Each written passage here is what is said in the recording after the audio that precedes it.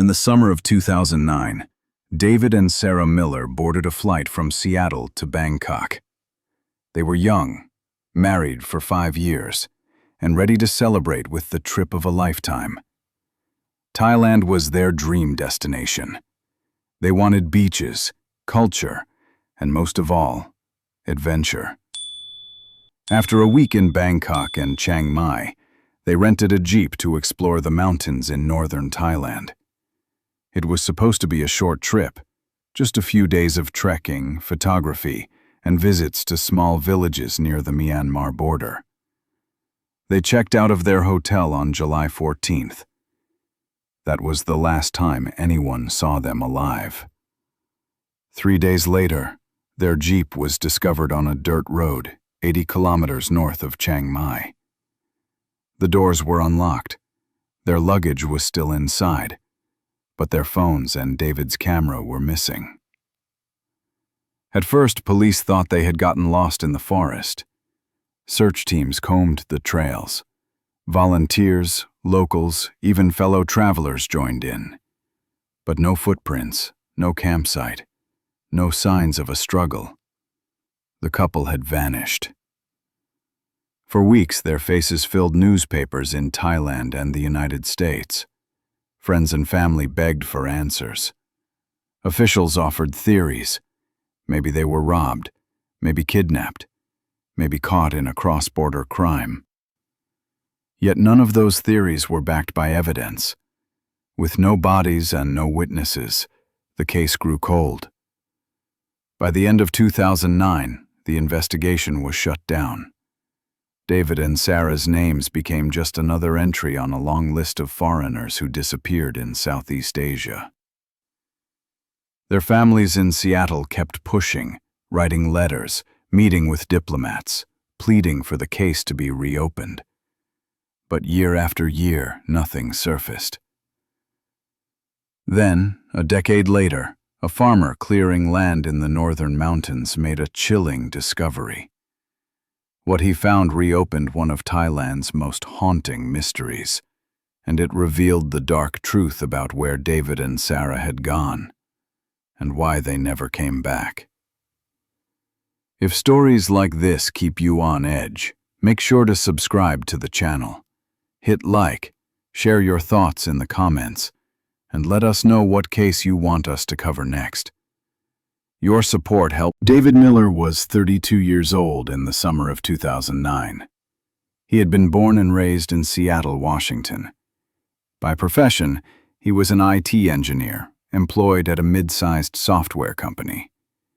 His life, until then, was stable, orderly, and carefully planned. Friends said David was the kind of man who double-checked everything: maps, bookings, even restaurant menus. He was not reckless, not impulsive. Outside of work, photography was his passion. He saved for years to buy a DSL camera, and he carried it everywhere. Hiking trails, family gatherings, weekend road trips. David's lens captured it all. For him, the camera wasn't only a hobby. It was a way to remember. That camera, years later, would become a silent witness to his fate. Sarah Miller was 29, also from Seattle. She worked as a high school literature teacher. Students admired her energy, and colleagues described her as open and easy to approach. Sarah loved words. When she wasn't grading essays, she was writing, mostly for her travel blog. She used it to record stories from the trips she and David took together. The blog had a small but steady audience, mostly friends and fellow travelers. In 2009, Sarah started a new series titled Journey Through Northern Thailand. It was meant to be her most detailed project yet. She wanted to capture not only the landscapes but also the people, the food, the small daily encounters that made travel meaningful. Her last entry stopped on July 14th, the day she and David vanished. That unfinished post remains frozen in time, a reminder of what she never got to finish. David and Sarah had met in college. They started as friends, bonded by long study sessions and weekend hikes. By the time they graduated, they were inseparable. In 2004, they married, surrounded by family and friends in Seattle. Their life together was ordinary in the best sense of the word. Steady jobs, shared interests, and plans for the future. After 5 years of marriage, they began to talk about having children. But before that step, they wanted one more big adventure. A journey far away from the routines of They booked a mid-range hotel in Chiang Mai, popular with tourists and backpackers. The staff remembered them as polite and friendly. Sarah often wrote on her laptop in the lobby cafe, while David adjusted his camera settings nearby. They blended in with dozens of other tourists passing through the city every day. Family members back home recalled that David and Sarah checked in regularly. Phone calls, emails, and Sarah's blog posts reassured everyone that the trip was going smoothly. There were photos of temples, descriptions of food markets, even quick notes about meeting other travelers. There was nothing unusual, nothing to suggest trouble. That's why their disappearance came as such a shock. They were not thrill-seekers who chased danger. They were careful, prepared, and always mindful of safety. When they failed to return to their hotel on July 14th, it immediately felt wrong to those who knew them. Sarah's blog gave investigators one of the clearest timelines. Her last entry, posted on the morning of July 14th, described plans for a trekking route outside the city. She wrote about taking the road less traveled and exploring villages near the Myanmar border. It was the kind of journey adventurous tourists sometimes attempted, though guides often warned against straying too far. That blog entry ended without a closing line, almost as if interrupted mid-thought. Hours later, both she and David were gone. Friends in Seattle later told reporters that the couple stood out because they balanced each other so well. David, with his cautious approach, would never have walked blindly into a dangerous situation. Sarah, full of energy, might have suggested detours, but she was not reckless either. Together, they made decisions carefully. That balance was why so many people dismissed the idea that they had simply vanished on purpose. In the early days after their disappearance, speculation filled the void. Some thought they might have chosen to run away from their old lives, to start again in a new country. But to their family, that theory was insulting. David had a stable career. Sarah had her teaching job and her blog. They were planning for children. Why would they abandon all of it without a word? Their parents... Over time, the details about David and Sarah began to fade from headlines. News outlets focused more on speculation than on who the victims really were. But to their families, the couple's background mattered. They wanted people to understand that David and Sarah were not careless. They were not thrill-seekers. They were ordinary Americans who wanted an extraordinary adventure. And that makes what followed even harder to accept. They had been prepared. They had planned carefully. They had no enemies. Yet within hours of leaving their hotel that morning, they were gone. Their disappearance was not the result of foolish choices or reckless risks. It was the result of being in the wrong place at the wrong time, in a corner of the world where unseen dangers waited beyond the tourist trail. This background sets the stage for the mystery that unfolded. David with his camera, Sarah with her blog, both eager to document a journey they believed would be unforgettable. Neither of them could have imagined that those same tools, the blog and the camera, would later serve as the only traces of their final days. For investigators, the couple's profile was critical. Their cautious nature ruled out some theories, while Sarah's writing and David's photographs pointed toward others. Together, they left behind a clear picture of who they were and why their disappearance could not be dismissed as voluntary. David Miller and Sarah Miller were supposed to return home to Seattle at the end of July 2009. They never did. Instead, their story became part of a growing list of travelers who vanish abroad, often without explanation, leaving behind questions that take years, sometimes decades, to answer. On the morning of July 14, 2009, David and Sarah Miller walked out of their hotel in central Chiang Mai.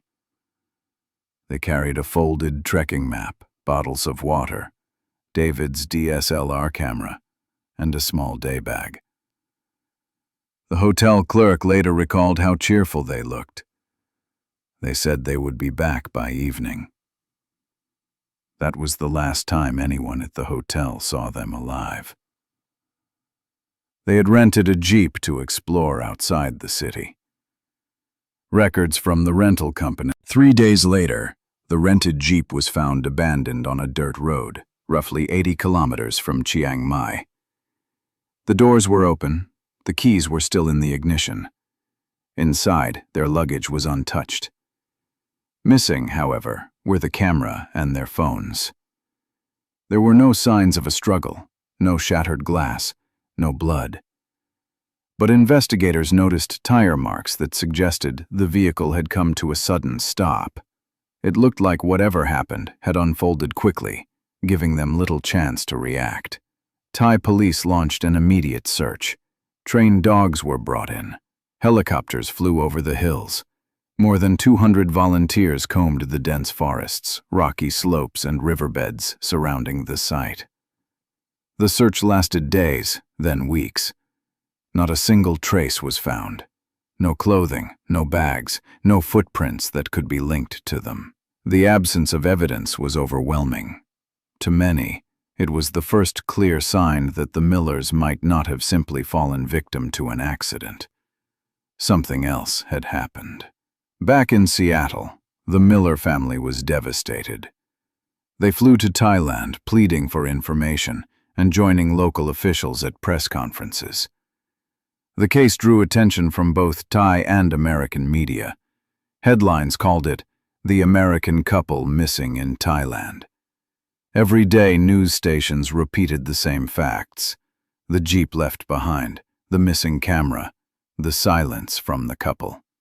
The contrast between the ordinary start of their trip and the sudden disappearance only added to the mystery. Sarah's travel blog, which she had updated throughout their journey, came to an abrupt halt on the same day they vanished. Her last post described the excitement of exploring northern Thailand, with photos of markets and temples. Then nothing.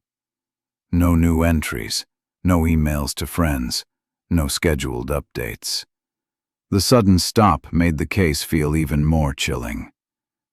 Police tried to follow every possible lead. They interviewed villagers near the border, trekkers who had been on nearby trails, and staff at roadside guest houses. No one had seen the couple after midday on July 14th. The lack of surveillance cameras outside major towns left investigators blind once the Jeep left Chiang Mai. Forensics offered little help. The Jeep had been left out in the open. As weeks passed, pressure mounted. The Thai government promised full cooperation. The FBI provided assistance. But even with international involvement, the investigation stalled. There was no crime scene, no bodies, no confirmed witnesses beyond the villager who saw them at midday. Every day that passed pushed the case further into uncertainty. By late 2009, investigators privately admitted they had no direction left. Some officers favored the theory of an accident, suggesting the couple may have wandered off a trail and succumbed to the elements. Others believed robbery or abduction was more likely, though there was no evidence of stolen property beyond the missing electronics. A few even speculated that the Millers had chosen to disappear voluntarily. The family rejected this idea immediately, pointing out that David and Sarah had steady jobs, close ties to relatives, and no financial or personal troubles that would make them vanish willingly. By 2010, the case had become cold in all but name.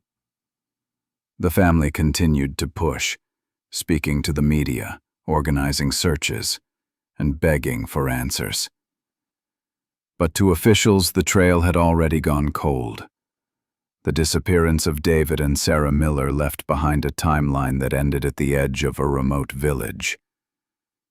From there, nothing more could be confirmed. No evidence of survival, no proof of death. Just silence.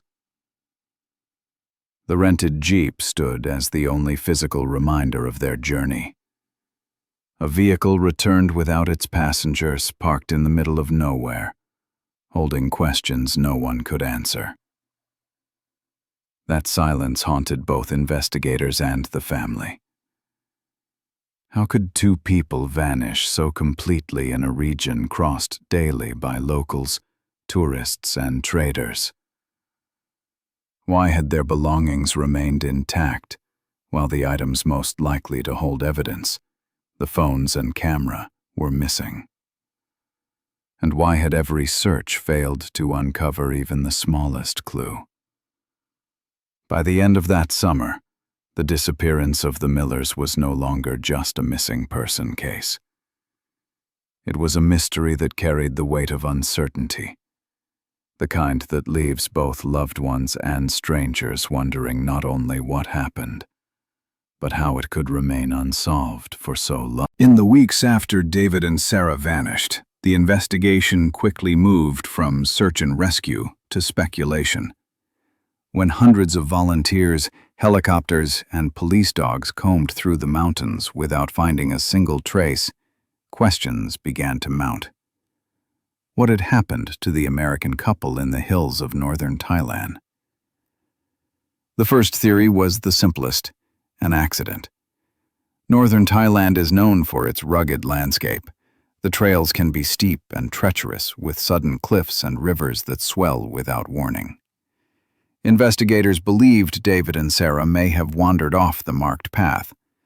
One wrong step, one miscalculation, and they could have fallen into a ravine or been swept away by fast-moving water. It was an idea that fit the terrain, but it didn't fit the evidence. Teams scoured the valleys, searched the caves, even lowered ropes into deep gorges. Nothing was found. No clothing, no personal belongings, no footprints or drag marks. With so many eyes and so many hours spent searching, investigators expected at least some sign of the couple. But there was nothing. Slowly, confidence in the accident theory faded. The second theory was darker. Perhaps David and Sarah had been targeted. Foreign tourists are sometimes seen as easy prey in remote areas, and a robbery gone wrong was not impossible. Their rented Jeep was found abandoned on a dirt road, with the doors open and the keys still in the ignition. Inside, their bags were untouched. Their passports and cash were there, but their camera and phones were missing. To police, this raised an obvious possibility. They had been ambushed, stripped of the items that might identify their last movements, and then silenced. Without bodies, without bloodstains, and without witnesses, the idea was only speculation. Still, the missing electronics were suspicious. They were the only valuables taken. If it was a robbery, though, it didn't fit the normal pattern. Bandits don't usually leave passports and money behind. If greed was the motive, why not take everything? And if violence was involved, where were the bodies? Some investigators wondered if the theft of the camera and phones meant something more. But to the Miller family, these articles were an insult. David and Sarah had stable careers. They had savings, family, and plans for the future. They had spoken openly about starting a family after this trip. David's father dismissed the idea in a single sentence. "My son would never disappear without a word." Sarah's mother said the blog ending on the day of the disappearance was proof of tragedy, not proof of escape. For the family, these rumors were painful distractions. Instead of focusing on the investigation, the headlines painted David and Sarah as deserters. To their parents and friends, that was unthinkable. Meanwhile, the Thai police faced growing pressure. International media pushed the case into the spotlight. News anchors asked bluntly, how could two Americans vanish in broad daylight in a tourist hub without a single lead? Editorials in American papers criticized the Thai response, calling it disorganized and slow. Facing criticism at home and abroad, Thai authorities reached out to the FBI for help. The Joint Task Force re-examined the case. They studied the jeep. They re-interviewed the villagers who had seen David and Sarah pass through. They checked border crossings. But after months of work, they were no closer to an answer. This lack of progress fueled new doubts. In Seattle, the Miller family began to wonder if the Thai police were holding back information.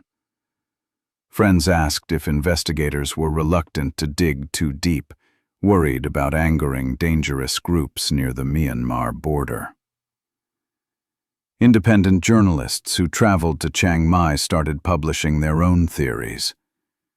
Several pointed toward the Golden Triangle, a stretch of land where Thailand, Laos, and Myanmar meet. For decades, the region had been a hub for opium cultivation and drug trafficking. It was a place where armed groups controlled territory, and outsiders were not welcome. The theory was that David and Sarah, inexperienced in the region, had strayed too close to restricted land. If they had seen something they weren't meant to see, or taken photos of the wrong place, they could have been eliminated. It was speculation, but it explained why the camera and phones were missing. Yet for the Miller family, each theory was a torment. None offered closure. Each raised more doubts than answers. And as weeks turned into months, and months into years, those doubts hardened into despair. By 2010, Thai police admitted they had no working leads. The FBI had nothing more to add. Reporters moved on to new stories. The world's attention faded, but for the family, the silence grew louder. 3 theories, 3 dead ends, and in every one of them, a missing piece. The truth was out there, but buried deep, waiting for someone to look in the right place. Until then, David and Sarah's disappearance was not a solved mystery, but an open wound. An open case that seemed to grow colder with every passing day. By early 2010, frustration had already set in. Months of searching had produced nothing. The Thai police, under pressure from both local and international media, reached out for outside help. For the first time, the FBI was officially invited into the case. A team of American forensic experts flew to Chiang Mai. They combed through the evidence that had been collected. They retraced the route the couple had taken. They examined the abandoned jeep, looking for even the smallest trace. The results were disappointing. No fingerprints beyond what had already been recorded. No DNA that could be tied to a third party. Nothing that explained what had happened after the couple left that small mountain village. The FBI admitted they had no stronger leads than the Thai police. What had been billed as an international case turned into another dead end. The missing equipment quickly became a point of focus. David's DSLR camera and Sarah's laptop were gone. For Sarah, the laptop wasn't just a tool, it was the foundation of her travel blog. Her series, Journey Through Northern Thailand, had been detailed, with new posts almost every day. Her audience expected another update, but none came. The blog ended abruptly on July 14th, the day she and David vanished. Investigators began to wonder if the missing electronics held more than just personal memories. Could the camera have captured something it wasn't supposed to? Could the laptop have contained notes or drafts that pointed to a dangerous encounter? The fact that these items never resurfaced, not in pawn shops, not in online markets, not in police raids, made the theory stronger. They hadn't been stolen for resale. They had been taken to keep whatever was inside from ever being seen. The media pushed hard on this angle. American news outlets accused the Thai police of dragging their feet and avoiding uncomfortable possibilities. They ran headlines like, "Did organized crime silence the Millers?" Some journalists speculated about drug routes near the border, others about corruption within the investigation itself. Meanwhile, Thai newspapers slowly turned away. At first, they covered the disappearance daily, but as months passed, they moved on, categorizing it as just another tourist missing in Thailand story. For the Miller family, this shift was unbearable. They refused to let the story fade. In Seattle, David's parents organized a press conference. Sarah's family stood beside them. They told reporters, "Our children would never just walk away. They would never abandon their lives, their jobs, their families. Something happened to them, and we need answers." Their plea made headlines in the United States, but on the ground in Chiang Mai, little changed. As 2010 stretched into 2011, hope eroded. The search teams had long since been called back. Volunteers returned home. The villages near the border stopped talking to police. Even witnesses who had once stepped forward grew silent, weary of being questioned without results. The case files grew thicker with reports and interviews, but none of it brought clarity. Then came the official decision. Late in 2011, the Thai police announced the investigation was being suspended. Without new evidence, the disappearance of David and Sarah Miller would be classified as a cold case. For the family, it felt like a second loss. Not only were their loved ones gone, but now the system had effectively given up. The FBI quietly withdrew as well. With no evidence of a crime that crossed American jurisdiction, their role ended. The Miller family returned to the United States, carrying only memories and unanswered questions. They had come to Thailand seeking closure. Instead, they left with silence.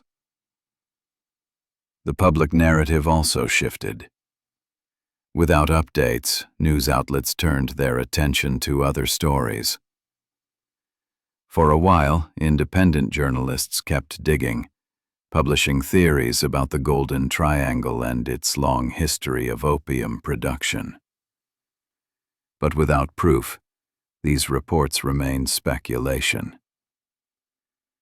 The idea that the couple had stumbled into a dangerous area persisted in whispers, not in official records. By 2012, the case was nearly forgotten in Thailand. For locals, it blended into a list of unresolved disappearances that had occurred over the years in the northern provinces. For the Millers, however, the pain never dulled. Every anniversary was marked with renewed appeals, every holiday a reminder of absence. They lived with the knowledge that no body had been recovered, no suspects had been charged, and no clear explanation had been offered. The disappearance became one of those stories that lived in the gray space between tragedy and rumor. Theories were easy to create, but evidence was impossible to find. An accident in the jungle? A random act of violence? A deliberate cover-up? No one could say. Each possibility had holes. Each possibility kept the mystery alive. In the end, the official investigation produced nothing but questions. No camera, no laptop, no phones, no human remains. Every lead ended in silence. The Miller case joined the ranks of unsolved mysteries that haunt both families and investigators alike. For the family, returning home meant accepting a cruel reality. They had no graves to visit, no final chapter to close. They had only uncertainty.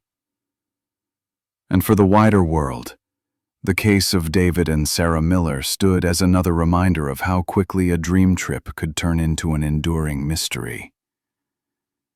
By the end of 2011, the file was closed. The case was archived under cold cases. The official word? Unresolved. The unofficial truth? No one really knew what had happened to the American couple who vanished in Thailand. And so the story entered a long silence, waiting for the unexpected break that would come a decade later. In the years after David and Sarah Miller disappeared, the official investigation slowed, then stopped. The case file gathered dust, but in the background, stories began to spread. Tourists who passed through Chiang Mai carried them. Backpackers swapped them in hostels. Travel bloggers repeated them online. Each story was different, but they all circled the same question. What really happened to the American couple? The first whispers came from other trekkers. They said the locals had warned them not to stray too far from the marked trails. Some recalled old men in small villages shaking their heads, saying in broken English, "Not safe in the deep mountains." One traveler claimed a villager told him directly, "Stay away from the border. Bad men there." It wasn't proof, but for those who knew the story of the Millers, it sounded like a warning that had come. Local accounts fed the speculation. Years after the disappearance, villagers from a small border settlement told reporters they remembered seeing a foreign man with a camera. They said he was taking photographs of the mountains, perhaps of something else. Others added that a couple had passed through their area the same week and seemed to be watched by strangers. The stories were inconsistent, sometimes vague, but they painted a picture that fueled suspicion. If David had raised his camera in the wrong place, it could have been enough to trigger danger. The more these stories spread, the more silence came from the authorities. Thai police never confirmed that the case had any connection to the Golden Triangle. They insisted there was no hard evidence, no verified link. Officially, the disappearance remained unexplained. But their refusal to even acknowledge the rumors left many uneasy. Was it caution, or was it fear? Investigating drug syndicates in remote borderland was dangerous, even for government forces. Some suspected the silence was deliberate, a way to avoid provoking groups no one wanted to confront. In the United States, journalists began asking questions of their own. Major newspapers ran editorials. Did David and Sarah see something they weren't meant to see? Some pointed out that two items, David's camera and Sarah's laptop, had never been recovered. If they were simply lost tourists, why would those items vanish while their other belongings remained untouched? The missing devices became symbols in the narrative. Perhaps they contained photos, notes, or evidence that someone wanted destroyed. Travel magazines added fuel to the fire. Articles warned readers about the risks of trekking near the Myanmar border. Writers included the Miller story as a cautionary tale. "Do not hike alone in the northern borderlands," one guidebook urged. "Even experienced travelers can disappear without explanation." For the Miller family, these publications were painful. They wanted answers, not speculation. Sarah's brother spoke publicly, saying, "These are theories, not facts. My sister and her husband deserve the truth." But the theories would not die. The absence of proof only gave them room to grow. In Chiang Mai, foreign tourists. By 2012, the case was no longer front-page news. New scandals filled the headlines. Other tragedies demanded attention. Yet the disappearance of David and Sarah lingered in the background, too strange to be forgotten completely. For every official statement of "no evidence," there was a whispered story about what really happened. Some people believed the couple had been victims of an accident. Others believed they had been robbed and killed. But more and more the whispers focused on the Golden Triangle. The idea that the Millers had stumbled into forbidden territory became the explanation people repeated, even if no one could prove it. The tragedy was that none of it could be verified. There were no bodies, no photographs, no confessions, just fragments of memory and speculation that spread like smoke. For the Miller family, it was agony. Every rumor suggested a new path to the truth, but each one ended in the same place: uncertainty. And so, as the years passed, the story of David and Sarah became a legend of its own. The American couple who had gone trekking in Thailand and never returned. The couple who might have crossed paths with something dangerous in the borderlands. The couple whose fate was whispered about but never confirmed. It would take a decade before any of those whispers finally led to something real. Until then, all that remained were rumors, stories passed from one traveler to another, and the case file that seemed destined to stay cold. It had been 10 long years since David and Sarah Miller vanished in northern Thailand. By 2019, their case was nothing more than a cold entry in police files. Most people believed the truth would never be known. And then, almost by accident, everything changed.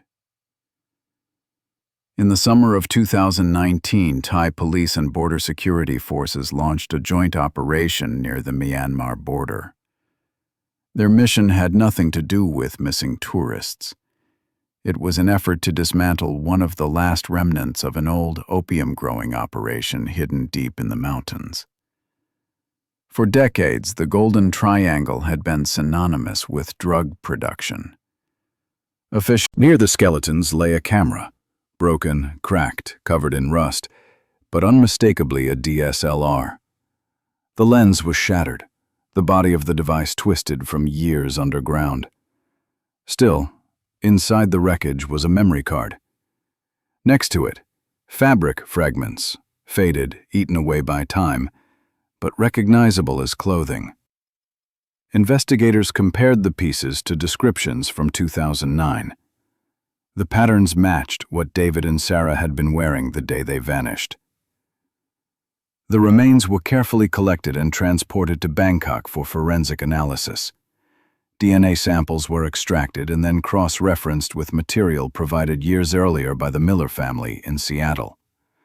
The results came back quickly and left no room for doubt. After a decade of silence, the mystery victims had a name: David Miller, 32 years old when he disappeared, and Sarah Miller, only 29. The news spread instantly. "Mystery of the American couple solved after 10 years," read the headlines in both Thai and U.S. media. For the Miller family, it was the confirmation they had dreaded yet demanded for so long. Their children had not run away. They had not chosen to disappear. Something terrible had been done to them. But there was more. Investigators managed to salvage a portion of the data from the broken camera's memory card. Much of it was damaged beyond repair. Yet a handful of images survived. The last photographs David ever took. The first pictures seemed harmless enough. Landscapes of rolling hills, terraced fields, and children from a small mountain village. They looked like the kind of images any tourist would bring home from northern Thailand. But then, the tone shifted. The camera turned toward a wide clearing, and there, clear enough to identify, was a poppy field in full bloom. Rows of flowers stretching across the valley. The next set of photos showed figures, men. Some carried rifles, others stood guard at the edge of the field. Their faces were blurred in motion, but their posture was unmistakable, armed, cautious, watching. It was proof that David and Sarah had stumbled into a part of the mountains they were never meant to see. These pictures explained more than a decade of silence. He described how the two were confronted, separated from their vehicle, and silenced, permanently. Their bodies were buried in the very ground where investigators uncovered them in 2019. The broken camera was thrown in with them, as if to erase the evidence. But in a twist of fate, it became the single piece of proof that exposed the crime 10 years later. The confession, combined with the DNA match and the photographic evidence, finally gave law enforcement what they had lacked for so long: a coherent explanation of what had happened. When the story broke, the impact was immediate. In Thailand, headlines acknowledged a painful truth. The country's northern mountains were still haunted by criminal networks that operated outside the reach of law.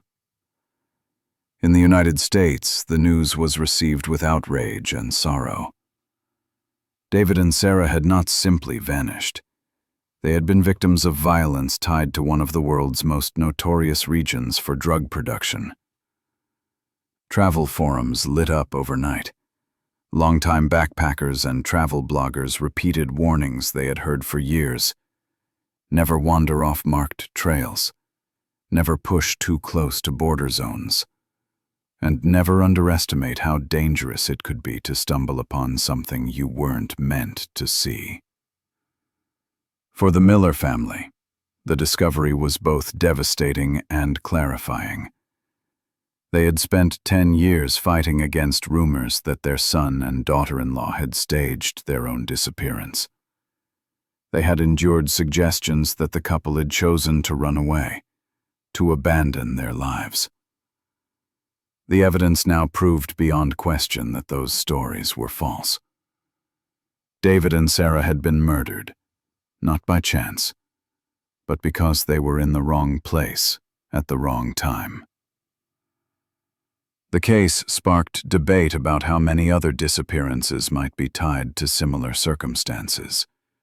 Tourists who strayed too far, encountered the wrong people, and never made it back. The Golden Triangle had been shrinking as a center of drug production, but the shadow it cast remained long and dangerous. By the end of 2019, international media described the case as one of the most chilling travel tragedies in modern history. Two Americans, young, ambitious, and adventurous, erased. Those answers may never come. What is known is that their last evidence, the images frozen on a damaged memory card, told the world more than words ever could. It showed exactly what they saw moments before their lives were taken. And with that, after a decade of uncertainty, the case of David and Sarah Miller finally emerged from the dark. Not solved in the courtroom, not resolved by a trial, but closed by bones, photographs, and a confession that revealed the brutal reality of their disappearance. The discovery was not only a turning point for the investigation, it was a turning point for their story. It took them out of the realm of rumor and restored the truth. They had not abandoned their lives. They had not chosen to vanish. They had been silenced, caught in the crossfire of a world they never intended to enter. 10 years of silence ended in a single excavation. 2 bodies recovered, a camera unearthed, and a memory card that spoke louder than any witness. The tragedy of David and Sarah Miller was no longer a mystery. It was history. Painful, undeniable, and unforgettable. When Thai police dug into the old opium plantation near the Myanmar border, they found the skeletal remains of 2 people. Nearby lay a shattered DSLR camera. Its body was cracked, the lens broken beyond repair. But inside, protected by the metal casing, was a memory card. It was corroded, warped from time, but still intact enough for forensic experts to attempt recovery. What they pulled from it changed everything. At first, the images were ordinary. David, always with his camera, had been taking shots of the landscape. Rolling hills, steep trails, wooden houses scattered across small villages. There were pictures of children smiling at the lens, and wide shots of mountain ridges under the July sun. Then the tone shifted. The next images showed fields, unfamiliar crops stretching across valleys. Not rice, not tea, but thick green pods, opium poppies. This was the Golden Triangle, one of the most infamous drug-producing regions in the world. In the photos, there were men in the distance. At the same time, investigators had another breakthrough. During the 2019 crackdown on drug trafficking networks in northern Thailand, a former gang member was arrested. Under questioning, he admitted something chilling. Years earlier, he said, a foreign couple had wandered into a restricted area. They carried a camera. They took pictures of the wrong fields. The armed guards confronted them. The couple claimed to be tourists, but the gang could not take risks. If the photos were shown to authorities, their operation would be exposed. The decision was made quickly. The couple was executed on the spot and buried in shallow graves nearby. Their belongings were taken, though much of it was later discarded. Only the camera remained, buried with them, perhaps by accident, or perhaps as a cruel gesture. For investigators, this testimony, combined with the photographs, closed the case. There was no doubt anymore. David and Sarah had been silenced because they had stumbled into a world they were never meant to see. The discovery confirmed what many had whispered for years. The Golden Triangle had never truly disappeared. Officially, Thai authorities had long declared the region safe. They spoke of tourism, eco-trekking, and cultural exchanges. But behind that image, the drug trade still thrived, protected by armed groups and fueled by corruption. For a decade, officials denied any link between the Millers' disappearance and organized crime. They dismissed questions about the Golden Triangle. They insisted there was no evidence. But the evidence had been there all along, buried with 2 bodies in the jungle. This revelation raised a bigger question. Why had Thai police not searched that area sooner? Why had it taken 10 years and an unrelated drug raid to finally uncover the truth? For the Miller family, it was a second wound. Yes, they finally knew what happened, but they also knew that authorities had failed, repeatedly, to protect their loved ones or even to pursue the right leads. When the findings were announced, headlines spread worldwide. The Millers didn't disappear, they were silenced. American networks replayed the timeline. 2 ordinary tourists caught in extraordinary danger, left to vanish. For the Millers' parents, siblings, and friends, the news was both devastating and clarifying.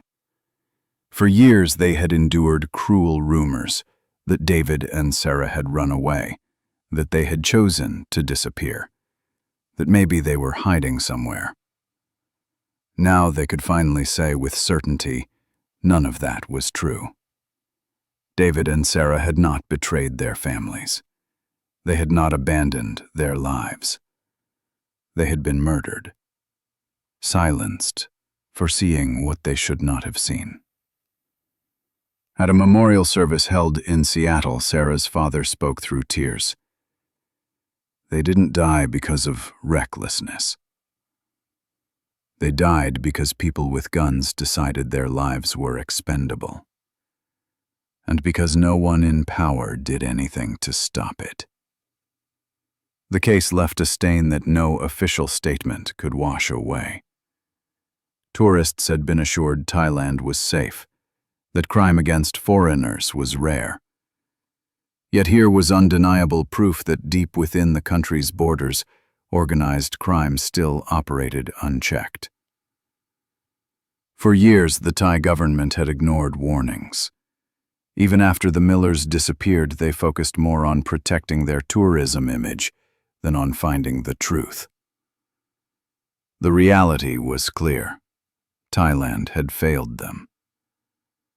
The authorities had failed to keep the area safe, failed to act quickly, and failed to admit the dangers. And even today, critics argue that little has changed. Visitors are still warned, informally, by locals not to stray too far from trekking paths.